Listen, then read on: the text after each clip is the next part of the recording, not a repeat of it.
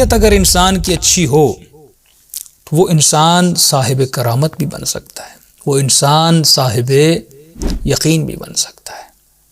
اور افسوس ہے کہ ہم اہل بیت کے در پہ تو آ رہے ہیں، لیکن عزیزان محترم ابھی تک ہم نے اہل بیت کو اپنی باطنی نگاہ سے دیکھ کر اور نیت کو صاف کر کر سمجھا نہیں ہے۔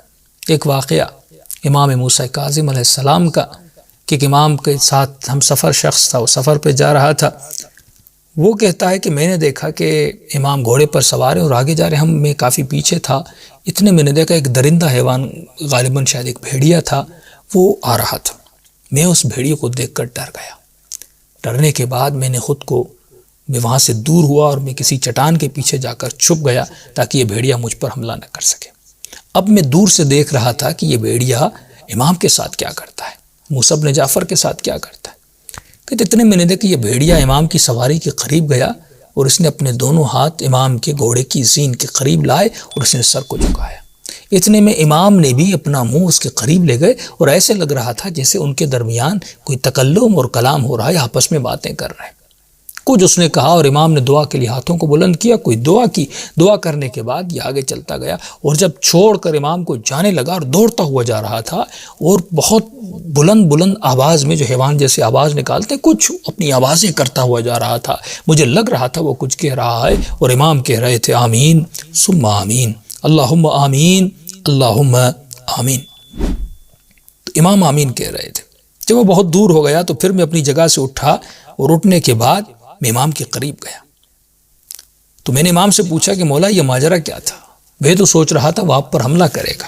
امام فرماتے ہیں کہ یہ حیوان میرے قریب آیا، اس کی جو مادہ ہے یا اس کی جو بیوی ہے اس کو مسئلہ تھا، وہ کہنے آیا تھا کہ میری بیوی کو بچہ پیدا ہو رہا ہے اور وہ قریب یہ غار میں ہے اور اس کو بچہ پیدا ہونے میں بہت تکلیف ہو رہی ہے۔ اس نے کہا کہ مولا آپ دعا کریں، اللہ آپ کی دعا کو قبول کرتا ہے۔ ایک حیوان کو کتنی معرفت ہے، اس حیوان کی نیت دیکھیں، معرفت ہے، اسے پتہ ہے میں کس کے در پہ جا رہا ہوں۔ تو امام نے کہا میں نے دعا کی اور مجھے الہام ہوا کہ جو اس کا بچہ ہے وہ پیدا ہو چکا ہے۔ میں نے اسے کہا کہ جلدی جاؤ، تمہاری جو مادہ ہے اس نے بچہ پیدا کر دیا ہے۔ کہ وہ خوشی خوشی دوڑتا ہوا گیا۔ کہ میں نے دیکھا کہ اللہم آمین کی آوازیں آ رہی تھی اور 3 مرتبہ آپ نے یہ کہا، تو آپ نے ایسا کیوں کہا؟ تو امام نے فرمایا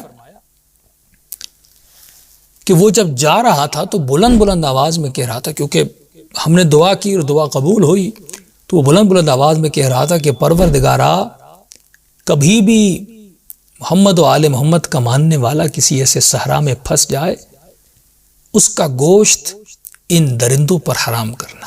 یعنی یہ درندے کبھی بھی حقیقی محمد و آل محمد کے چاہنے والوں کو ان کے گوشت کو نہ کھائیں اور انہیں نقصان نہ پہنچا سکیں۔ اور جب وہ کہتا ہوا جا رہا تھا میں بھی یہی کہہ رہا تھا اللہم آمین ثم آمین، خدایا اس کی دعا کو قبول کر فرما اور ہمارے چاہنے والوں کو درندوں کے شر سے بچا۔